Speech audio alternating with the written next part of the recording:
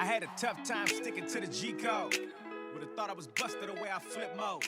Would have flashed on somebody with no hesitation. But try to keep. I'm PJM, and this is Sweet. and today we're going to be talking about To be equally yoked or not. To be or not to be. That is the question. sweetheart.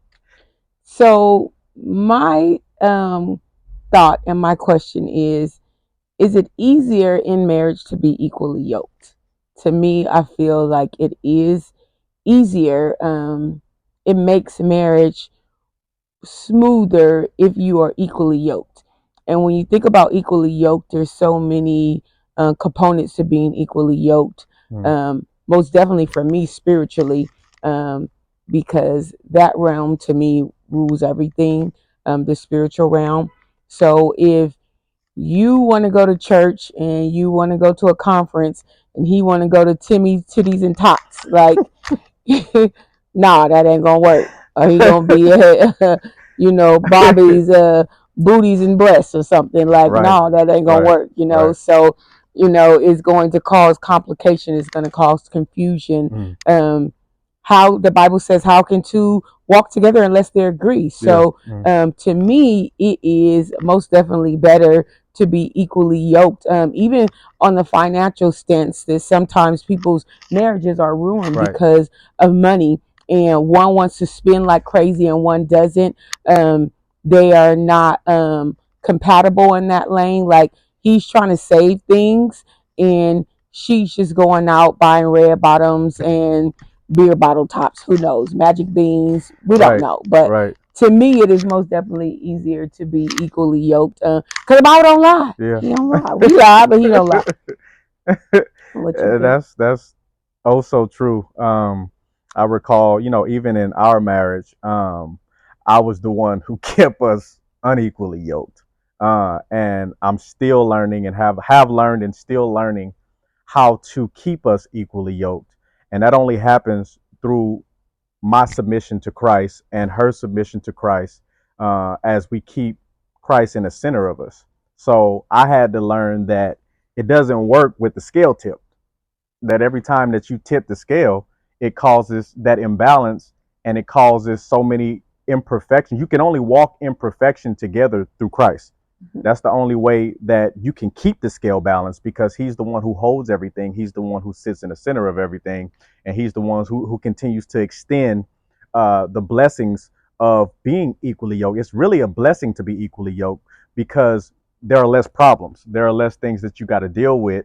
When both of you are on the same page and you have the same mindset, you have the same heartbeat, you have the same thought process towards things. Maybe not on everything, but on the majority of things. When you're equally yoked and you take the time to learn and understand one another, what each other's needs and wants are, and all of the things that make you balanced enough to coexist with one another. It's like, my wife said, how can two walk in agreement unless they both agree?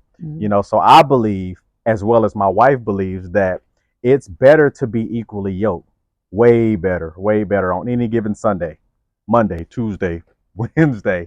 It's going to always be better to be equally yoked, especially when you keeping Christ at the center of it. It makes it easier. It makes it easier to submit. It makes it easier to yield. It makes it easier to understand. It makes it easier to comprehend. It makes it easier to live and be. So you got to be equally yoked. To communicate as well. Yeah.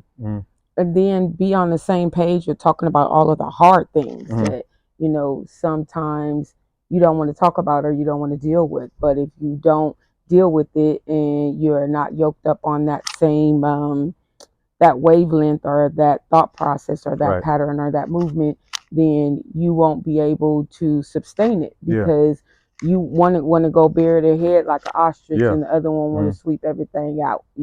So in so many different levels, financially, emotionally, spiritually, sexually, you guys got to be on the same page too.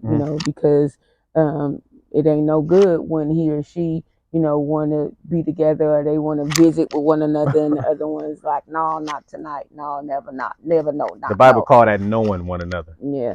She called it visiting. We call, the Bible would say knowing. Yeah. So I know her. So I think it most definitely is to yoke that thing up Yeah. on, with one accord to be able to, learn and understand and gleam and Yeah. understand what one another are at that time. I mean, even grow because every few years your appetite change or your desires changes, or even as we get older your bodies changes, and what you were able to do when Yeah. you were 27 you can't do Yeah. when you're 58, Hmm. so yeah, I say it's easy to yoke that thing up to be with the Yeah. Lord, because otherwise you're just a hot mess. And it doesn't necessarily mean, like, for those who are not saved or they're first starting walking Hmm. on their journey with someone, that means to get divorced or Hmm. whatnot, it is to continue to pray for the other one, Yeah. because the Hmm. Bible says a sanctified husband will sanctify the wife, and the sanctified Amen. wife will sanctify the husband. Hmm. So you got to pray for them and be understanding that somebody's not always on your level, Hmm. but that don't mean stay there, Yeah. you know. Satan let a tower conversations, let them Babylon. Put a praise on it, God crush them like an avalanche. You can keep your death threats. You don't get no